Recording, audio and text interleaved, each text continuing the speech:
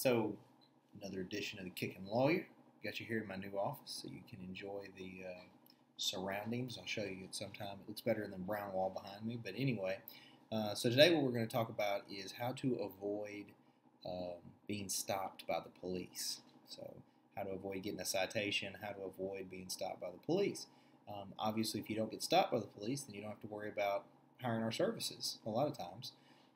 So one of the first things to remember is, the police can't stop you without a reason. They have to have probable cause or at least reasonable suspicion, which is a burden of proof. They have to have some proof in order to stop you.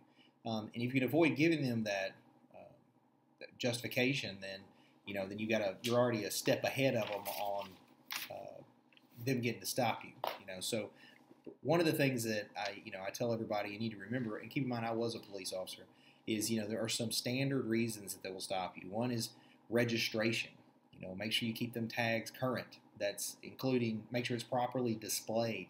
There's even part of a statute in Tennessee, at least, improper display, where if the license plate is not on the back of the vehicle correctly, it's crooked or whatnot, or if it's not attached securely, they can stop you for that. So make sure it's right. Make sure you got the county sticker on there.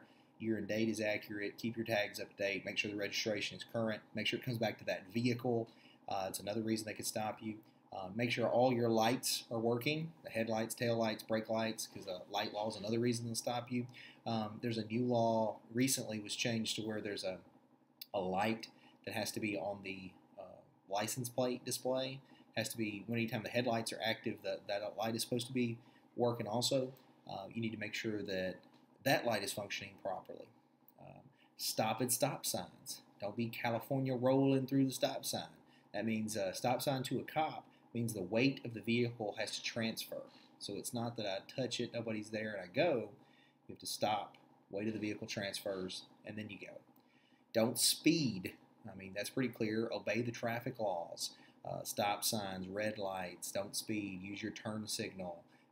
All those basic things you need to make sure you do. Seat belt, huge deal.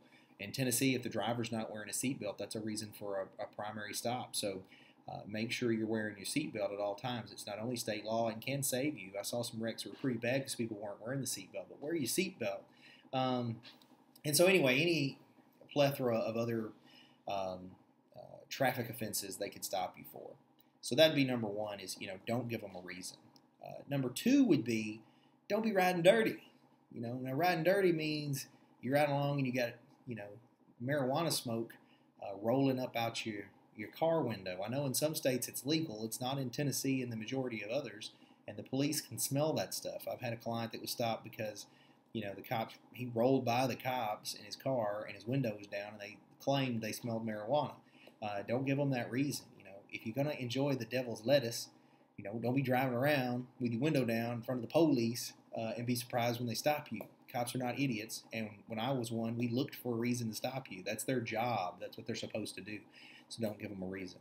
Don't ride around and be drinking beer and stuff. Another thing is if you go to a bar and you drink and then you pull out on the highway, if the cop can get any reason, there's a strong possibility you were probably in there drinking. Now they already are on the lookout that you might, be drinking and driving in violation of DUI statute. So you want to avoid doing that. The new thing is the texting, the distracted driving, texting and driving. I see people constantly when I'm driving. They got their phones up like this and they're text, and they're not even looking at the road ever. And I will tell you this: the studies have shown that it's worse than drunk driving. So for my safety, my kids drive around, and your own safety, try to avoid the texting. I remember a day some time ago where we didn't even have phones to text. It's an old school response, but come on, man, you can avoid the texting for a few minutes. No distracted driving. Another thing on riding dirty is you need to know who's riding with you. If you got crackhead Bob from down the road who's been arrested 37 times for selling crack or having it stuck up his butt, there's a good possibility the cops know him. Okay? And when they see him, all of a sudden that draws their attention, and they're more likely to want to stop your car. Even though they may not know you, they know, Junebug from down the street, and they know it's a good possibility that he may have something, so they're going to look for a reason to stop. So try to stay off the radar. Another way you can kind of stay off the radar, and this would be the number 3 reason for this video, because I'm going to do a two-parter, by the way, on this, is eye contact. There's studies that have shown to cops that if you avoid eye contact when you go by them, it's a sign that there may be something suspicious about you. Now, I don't mean give them the crazy eye. Don't be like eyeballing them all weird when you roll by them, but just look at them. Hey, how you doing? Throw your hand up, keep driving. If you make contact, it's more likely that you're not trying to hide something, is what the cops think. Now, again, they can't just stop you necessarily for not making eye contact, but it gets you on the radar.